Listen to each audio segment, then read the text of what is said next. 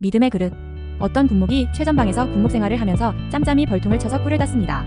아주 좋은 꿀을 따서 부대에 있는 모든 군인들에게 광고를 하여 누구든지 빈 그릇을 가지고 와서 꿀을 타가라고 했습니다.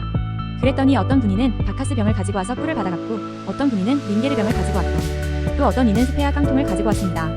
군목은 군인들이 가지고 온 빈 병에 다 꿀을 가득히 넣어주었습니다. 바카스 병은 바카스 병만큼, 링게르 병은 링게르 병만큼, 스페아 통은 스페아 통만큼 꿀을 부어주었습니다.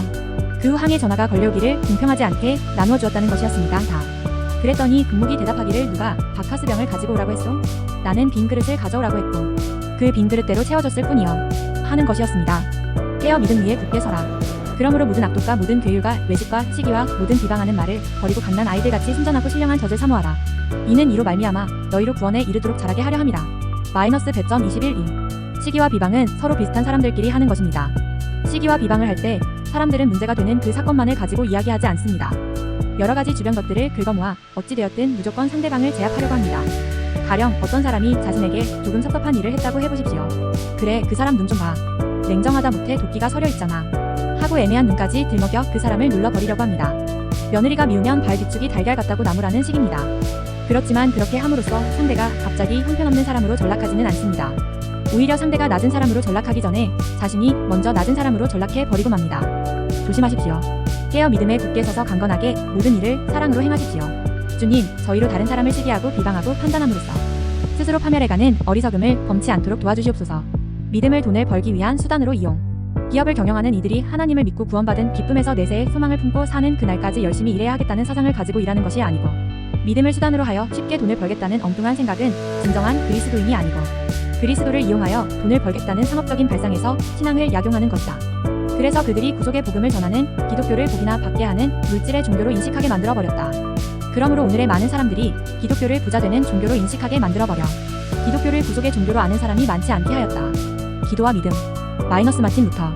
종교개혁 당시 강력한 원수들이 온 힘을 합하여 개혁파의 신앙을 뒤집어 엎으려고 하고, 무수한 칼날이 칼집에서 뽑혀지려고 할 때 루터는 다음과 같이 기록하였다. 사단은 분노를 나타내고 있다. 경건치 않은 승려들은 공모하고 있으며 우리는 전쟁의 위협을 당하고 있다. 그러나 우리는 믿음과 기도로서 담대히 하나님의 보좌 앞으로 나아가라고 사람들을 권할 것이다. 그리하면 원수들은 하나님의 성령으로 말미암아 정복되어 잠잠하게 될 것이다. 우리에게 가장 필요하고 급한 것은 기도이다. 이 싸움에 사용되어야 할 무기는 오직 성령의 검뿐이다. 온 세계를 동요시킨 위대한 종교개혁의 큰 능력은 밀실의 기도에서 나왔다. 아우크스부르크의 투쟁의 기간 동안에도 루터는 적어도 하루에 3시간 기도하지 않는 날이 없었다. 그것도 연구하기에 가장 좋은 시간을 그렇게 하였다. 믿음의 기도는 병든 자를 구함. 가끔 자동차 안에 열쇠를 놓아둔 채 문을 잠갔다가 후에 문을 열기 위해 고생한 경험이 있다. 아무리 고급 승용차라 할지라도 그 열쇠가 없다면 문을 열고 들어갈 수 없고 운전을 할 수도 없고 원하는 곳에 갈 수도 없다. 지글러라는 사람이 성공한 사람들에게는 몇 가지 공통점을 가지고 있다고 그의 저서에서 지적하고 있다. 그것은 정직한 사람, 원만한 인격을 가진 사람, 성실한 사람, 신념이 넘쳐있는 사람, 충성된 사람이라고 지적하고 있다. 이런 성공의 공통점을 성장시킬 수 있는 길은 믿음의 기도밖에 없다. 하나님은 우리의 삶의 복의 근원이다. 하나님은 우리들에게 복의 근원이 되는 열쇠를 주었다. 삶의 놀라운 열쇠를 긍정적으로 사용한다면 하나님이 가지고 있는 복을 얻을 수 있다. 우리 모두 기도하는 시간을 우선순위를 삼고 생활하자. 믿음의 기도는 병든 자를 구원하리니 주께서 저를 일으키시리라. 혹시 죄를 범하였을지라도 사하심을 얻으리라. 약 515. 믿음의 기도는 실패가 없다. 아일랜드의 한 청년이 결혼식을 하루 앞두고 사랑하는 약혼녀가 입사하는 아픔을 당했다. 그는 슬픔을 극복하지 못하고 절망의 늪에 빠졌다. 친구들과 주위 사람들의 권유에 따라 이 청년은 아픔의 장소를 피하여 캐나다로 갔다. 그러나 그곳에 안주하기도 전에 고향에 계신 어머니가 중병으로 죽음을 기다리고 있다는 소식이 들려왔다. 그는 죽고 싶었다. 세상의 모든 불행이 한꺼번에 자기를 향하여 토네이도처럼 몰려오는 것 같았다. 그 청년은 힘없이 하나님 앞에 무릎을 꿇었다. 그리고 흐느끼며 부르짖었다. 예수님, 어머니의 병을 고쳐주세요. 응답해주세요. 평생을 하나님의 영광을 위해서 살겠습니다고 결단의 기도를 드렸다. 그 순간 하나님의 놀라운 위로와 평화가 가슴속 깊이 스며들었다. 이때 떠오른 영감은 뒤에 시험 걱정 모든 괴로움 없는 사람 누군가, 부질없이 낙심 말고 기도드려 아를 새 찬송가 487장라는 유명한 찬송가가 됐다. 그는 고향에 전화해서 어머니의 안부를 물었다. 그는 중병을 앓던 어머니가 거짓말처럼 완전히 치료되었다는 기쁜 소식을 들었다. 이 청년이 바로 조지프 스크리븐이다. 스크리븐이 울부짖으며 드린 기도는 어머니를 살려내는 기적을 일으켰다. 이처럼 기도에는 실패가 없다. 우리는 구하라 그러면 너희에게 주실 것이요. 찾으라 그러면 찾을 것이요. 문을 두드리라 그러면 너희에게 열릴 것이니라마 77는 말씀을 믿고 기도해야 하겠다. 믿음과 기다림. 조는 10살 되던 해 크리스마스에 할머니로부터 우표 앨범을 보내주겠다는 약속을 받았다. 그런데 크리스마스가 다가왔지만 우표 앨범은 오지 않았다. 게다가 아무 소식도 없었다. 그런데다 놀러온 친구들은 존의 크리스마스 선물을 구경하길 원했다.